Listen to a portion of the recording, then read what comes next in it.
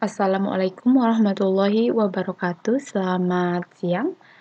Pada video kali ini saya akan bahas materi pertemuan ke-11 statistika dan probabilitas, di mana pertemuan ke-11 ini membahas tentang sampling dan distribusi sampling.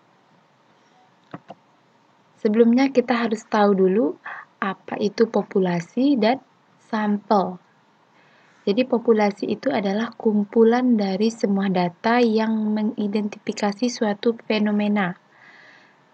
Kalau sampel itu sekumpulan data yang diambil dari populasi. Nah, ini contoh populasi ya. Ada bulatan besar, bulatan sedang, bulatan kecil. Jadi kumpulan dari lingkaran misalnya. Nah, untuk sampelnya apa? Jadi sampel yang kita ambil misalnya satu lingkaran besar, satu lingkaran kecil, dan satu lingkaran sedang. Nah, ini nampak perbedaan bahwa sampel itu merupakan bagian dari populasi. Atau misal populasi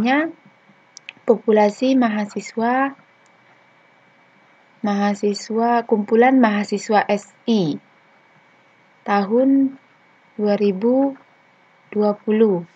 Maka sampelnya adalah mahasiswa SI kelas, kita ambil kelas 09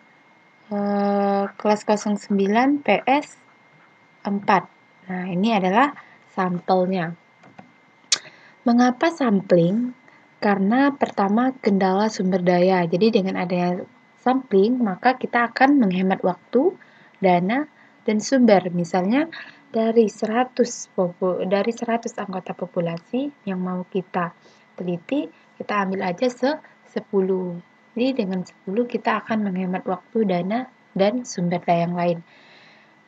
Ketepatan ya, bisa kalian baca sendiri nanti alasannya, dan alasan deskriptif. Teknik sampling ada 4 ya. Sampel probabilitas ini ada 4. Yang pertama ada sampel acak, kedua sampel berstrata, ketiga sampel klaster, keempat sampel sistematis. Sampel acak itu apa? Setiap elemen dalam populasi akan memiliki peluang yang sama untuk dijadikan sampel. Kalau sampel berstrata, subsampel acak sederhana ditarik dari setiap strata. Jadi populasinya kita jadikan strata dulu. Dari strata baru kita ambil beberapa sampel. Kalau klaster, populasi tersebut kita bagi menjadi atau kita bentuk ke dalam klaster. Kemudian klaster tersebutlah kita ambil anggotanya sebagai sampel. Kalau sampel sistematis, anggota sampel diambil berdasarkan urut interval waktu atau ruang tertentu. Jadi ada tata cara yang sistematis dalam pengambilan sampel. Nih, untuk sampel acak misalnya ada 4 baris ya. Ini angka yang dilengkapi dengan warna ya. Ada 4 baris. Ada 3 baris, baris pertama, kedua, dan ketiga. Jadi dari 3 baris ini kita ambil 4 sampel secara acak. Misal, di baris pertama kita ambil yang nomor 2. Baris kedua kita ambil nomor 5 dan nomor 8. Pada baris ketiga kita ambil nomor 10. Warnanya biru. Jadi nampak kita ambil secara acak dari populasi ini. Kalau sampel berstrata, jadi kita stratakan dulu, kita kelompokkan dulu. Misalnya yang biru dengan yang biru, merah sama merah, dan hijau sama hijau. Jadi didapat biru ada 3, merah ada 6, hijau ada 3. Jadi stratanya ada 4. Setiap strata kita ambil sampel secara acak 1. Misal pada baris pertama kita ambil sampelnya 10. Pada baris kedua kita ambil 2. Pada baris ketiga kita ambil 8. Pada baris keempat kita ambil 5. Nampak kan perbedaannya? Sampel klaster itu populasinya kita bagi menjadi klaster. Jadi ini ada 4, jadi kita bagi menjadi 2 klaster. Nah, ini klaster kedua, Ini klaster pertama. Dapatlah seperti ini. Nah, dua klaster ini kita ambil lagi secara acak. Misal pada klaster 1 kita ambil angka 5 dan 6. Pada klaster 2 kita ambil angka 11 dan 12. Ini klaster 1, ini klaster 2. Kalau sampel sistematis, jadi sistematis itu apa? Populasi ini kita urutkan terlebih dahulu. Nih. Jadi aturan pengambilan sampelnya gimana? Misal, ini angka 2 nih, kita ambil dari angka 2. Sampel kedua. Jadi setiap hitungan ketiga, loncatan ketiga kita ambil. Misal 2, 3, 4, 5. Terus 3 angka setelahnya 6, 7, 8. 3 angka setelahnya 9, 10, 11. Ini maka sampelnya 2, 5, 8, 11. Kalau setiap 2 angka, misal kalau dimulai dari 1, maka misalnya 1. 2 angka setelahnya 2, 1, 3, 3, 4, 5, 6, 7, 8, 9, 10, 11. Nah, ini kalau untuk 2 angka ya, untuk 2 angka. Oke, yang kedua kita akan membahas sampel non-probabilitas. Yang pertama ada namanya sampel Hapzat, yaitu pengambilan sampel di mana satuan pengamatannya diperoleh secara sembarang. Kalau Snowball itu berdasarkan informasi dari pengamatan sebelumnya. Kalau Purpose itu sampling dipilih berdasarkan tujuan tertentu. Ini Snowball. Jadi kalau Snowball ini ada populasi ya, populasi. Jadi kita terserah mau ambil yang ini kah mau kita ambil, yang ini kah kita ambil, yang ini kah kita ambil, terserah. Kalau purpose ini ada, misalnya ada berapa warna nih? Hijau, ungu, dan merah, ada kuning. Jadi kita ambil sampel berdasarkan tujuan. Ini kita ambil yang warna hijau. Jadi bagaimanapun bentuknya, asalkan dia warna hijau, maka kita ambil sebagai sampel. Hitungannya adalah kita menghitung sampling error ya. Sampling error itu apa rumusnya? Sampling error sama dengan sampel mean dikurangi dengan populasi mean. Apa rumus populasi mean? Mu sama dengan sigma X. Jadi nilai dari populasi dibagi banyaknya populasi. Kalau sampel mean rumusnya adalah atau sampel mean itu dirumuskan dengan X bar ya. Sigma X, X-nya X kecil dibagi N, N-nya N kecil ya. Contoh, ini ada studi kasus square pit ya. Ini ada 12. Nah, jumlah populasinya ada 12. Jadi, kita hitung yang pertama populasi meannya. Apa rumus populasi mean? Jumlah dari seluruh populasi ini dibagi banyaknya populasi. Jadi kita jumlahkan dari data pertama yaitu 114,560 sampai pada data ke 12 156,900 dibagi 12 hasilnya adalah 158,972 square feet. Kemudian kalau untuk sampel kita pilih 5 secara sembarang untuk menentukan untuk menentukan sampelnya ya, untuk menentukan rata-rata sampel. Nih, data yang kita pilih tadi ada 5 secara sembarang, nomor 1, nomor 4, 5, 8, dan 9. Nih, kita ambil dari populasi tersebut, kita ambil secara acak 5 sampel untuk menentukan sampel mean sama kita jumlahkan ini, lalu kita bagi menjadi 5. Hasilnya adalah 155,072. Jadi kita dapat nih rata-rata populasinya, rata-rata sampelnya. Nah, jadi apa rumus sampling error? Sampling error tadi rumusnya adalah nih. Ya, sampling error tadi rumusnya adalah sampel mean dikurangi dengan sampel populasi. Ya, sampel mean dikurangi dengan sampel populasi. Nah, 155,072 dikurangi 158,972. Hasilnya minus 3,9. Nih, tadi kalau kita ambil secara acak. Kalau sekarang kita ambil sampelnya berdasarkan angka. Ya, kita ambil lagi 5 ya. Nih. Nah, jadi kita ambil lagi 5. Hasilnya adalah 5 sampel ya, ini kita jumlahkan. Kita jumlahkan hasilnya 179,540. Jadi sampling errornya adalah 179 nih. 179,540 dikurangi populasi mean-nya tadi ya, rata-rata populasinya tadi 158,972, hasilnya 20,568. Selanjutnya ini sudah tahu kita tadi ya, sampel populasinya atau rata-rata populasinya. Kemudian kita pilih 5 secara aturannya adalah kita pilih 5 yang terkecil, sampelnya kita ambil 5 yang terkecil. Nah, ini yang terkecil adalah 5 ini. Maka sampel mean-nya sama dengan ini. 78,600 ditambah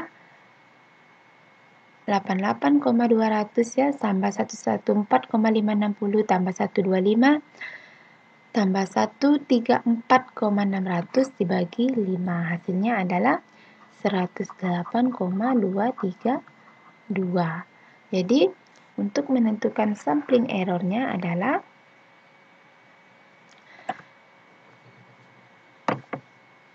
sampel mean dikurangi dengan mean populasi. Mean sampel atau sampel mean dikurangi dengan populasi mean. Nih 108 dikurangi 158,972.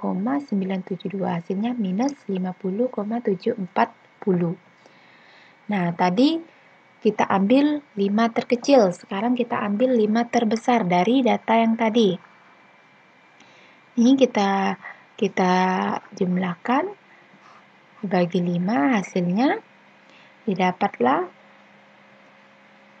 sampel mean-nya adalah 210,900. Maka sampling error-nya adalah 210,900 dikurangi 158,972, hasilnya 51,928. Jadi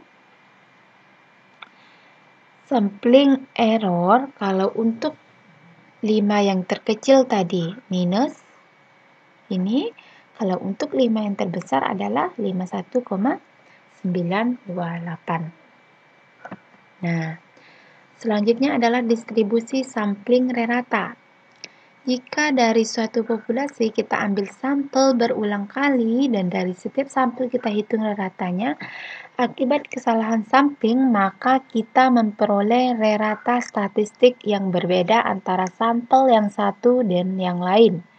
Nih, itulah yang dimaksud dengan sampling error.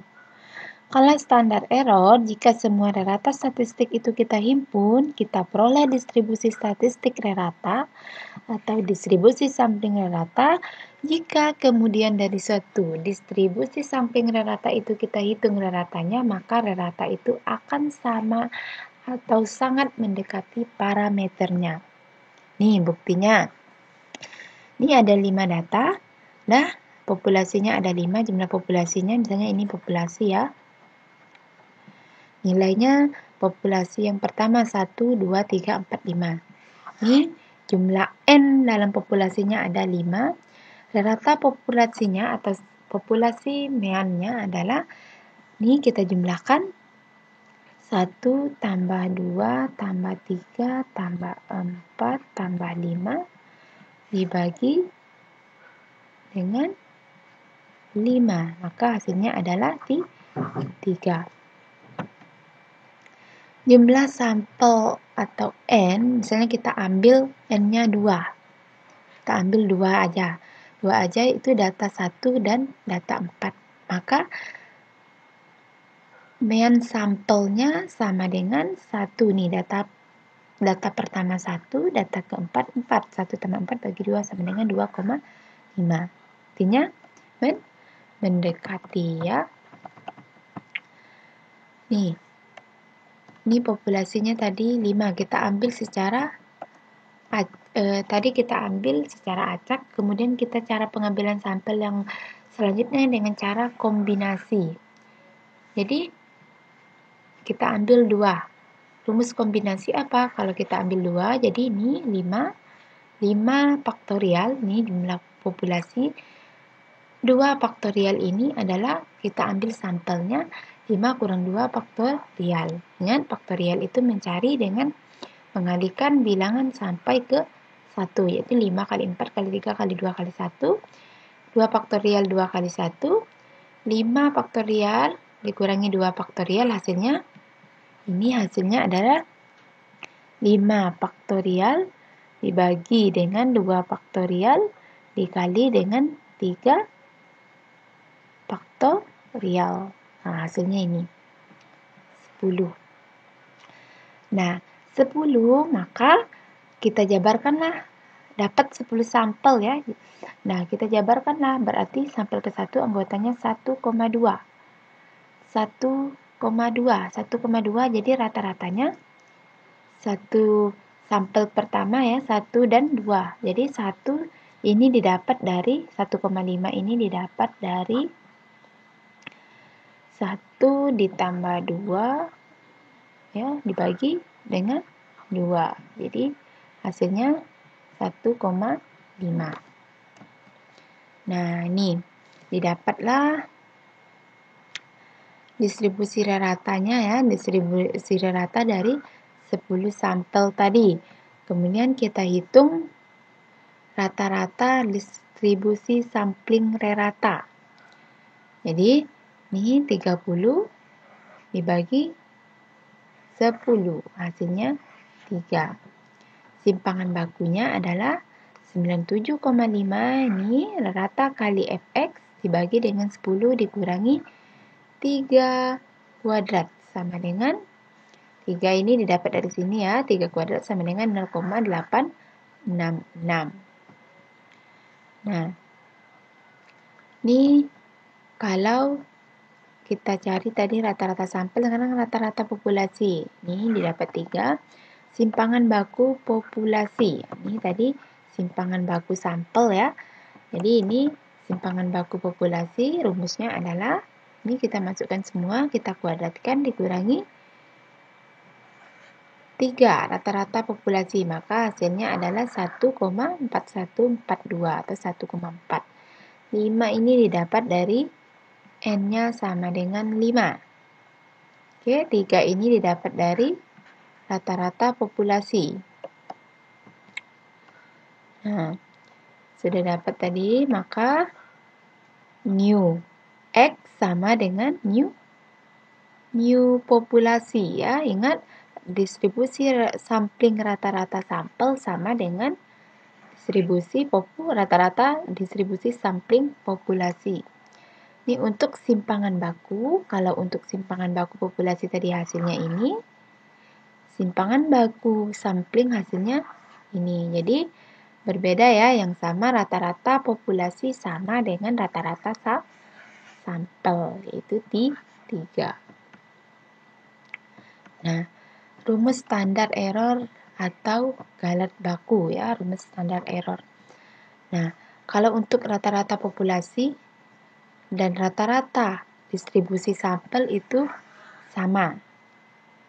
Ya, new X rata-rata sama dengan ya new X sampel sama dengan new populasi, rata-rata sampel sama dengan rata-rata populasi. Bila N atau N-nya, bila jumlah sampel atau jumlah populasinya besar dari 5%, maka rumus simpangan bakunya ini. Jika N-nya kecil atau sama dengan 50%, maka rumus simpangan bakunya yang dipakai ini. Nilai bakunya Z sama dengan Z sama dengan rata-rata dikurangi sampel dikurangi rata-rata sampel dibagi dengan simpangan baku. Contoh soal. Sebuah pabrik baja memproduksi plat memiliki daya regang rata-rata 500 dan standar deviasinya 20. Jika dipilih 100 sampel dari random 100.000 plat, berdasarkan probabilitas rata-rata sampel, berapakah probabilitas rata-rata sampel yang akan kurang dari 496? Karena rata-ratanya tadi 500. Jadi berapa probabilitas atau kesempatan atau rata-rata sampel yang akan kurang dari 496. Jadi untuk populasi kita tidak perlu lagi mencari karena nu P sama dengan nu X itu adalah 500. Simpangan bakunya adalah 20. N-nya adalah 100.000. N kecilnya adalah 100. Ditanyakan probabilitas berapakah rata-rata sampel yang kurang dari 496 nilainya. Untuk sampel N-nya 100, jadi N per N 100 bagi 100.000. Kita dapatlah 0,01 atau 0,1%. Artinya apa? Kurang dari 5%. Populasinya tidak terbatas. Jadi untuk mencari simpangan bakunya memakai rumus ini. Nah, untuk mencari simpangan baku, tadi simpangan baku sampelnya adalah simpangan baku populasi 20 dibagi akar dari N. Jadi sama dengan 20 dibagi 10. Hasilnya adalah 2.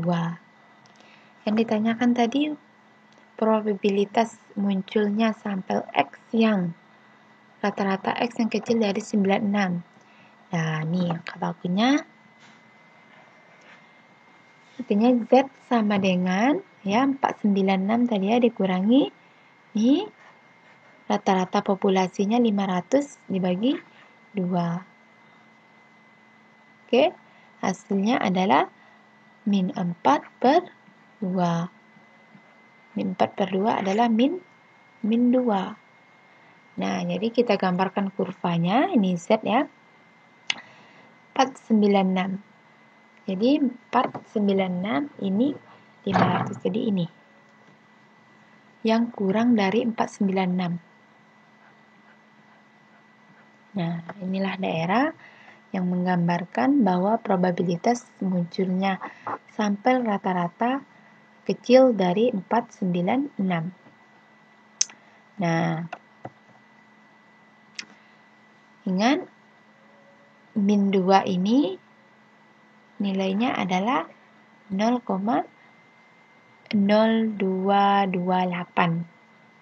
Kita lihat di mana? Lihat di tabel distribusi kumulatif standar normal. Nilai min 2,0 adalah 0,228.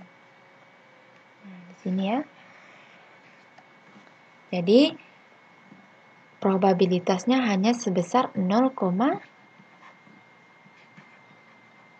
nih probabilitasnya kecil dari 496. Hanya 0,0228 nih. Munculnya probabilitas yang kecil dari 496. Jadi distribusi sampling proporsi. Kita langsung masuk ke contoh soal. Contoh data nilai mata kuliah statistik kelas menunjukkan 75 mahasiswa lulus.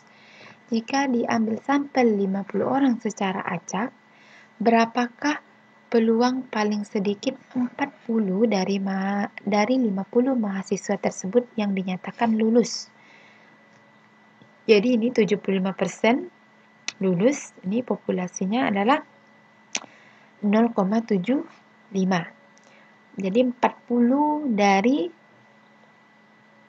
50 yang lulus berarti 0 peluang paling sedikit 40 dari 50 mahasiswa yang lulus adalah 0,8. N-nya sebanyak 50. Ditanyakan peluang atau probabilitas X-nya paling sedikit 40 dari mahasiswa tersebut yang dinyatakan lulus. Rumusnya adalah, kita cari dulu ya, menentukan standar deviasinya. Populasi sama dengan PP dikurang 1 PP per N. Jadi kita masukkan tadi PP-nya adalah 0,75. PP itu apa? Nih, PP itu adalah persentase dari atau probabilitas dari populasi atau peluang dari populasi. Nah, ini dibagi dengan N. 0,75 dikurang 1 dikali 1 dikurangi 0,75 per 50. N-nya tadi 50. Oke, sama dengan 0,0612 atau 0,06. Kalau untuk nilai bakunya, Z-nya sama dengan 0,8, ini PS dikurangi dengan PP, dibagi dengan standar deviasi untuk populasi. Hasilnya adalah 0,82. Dari tabel distribusi kumulatif normal baku atau tabel Z ya, dilihat dari tabel Z 0,82, maka nilainya adalah nih 0,82. Hasilnya adalah 0,79,39. Jadi dijadikan dalam bentuk persen adalah 79,39%. Jadi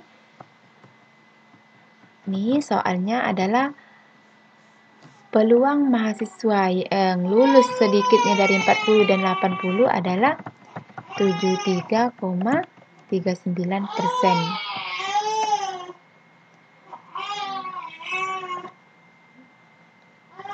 Probabilitas mahasiswa lulusnya adalah ini 0,82. Terima kasih. Assalamualaikum warahmatullahi wabarakatuh.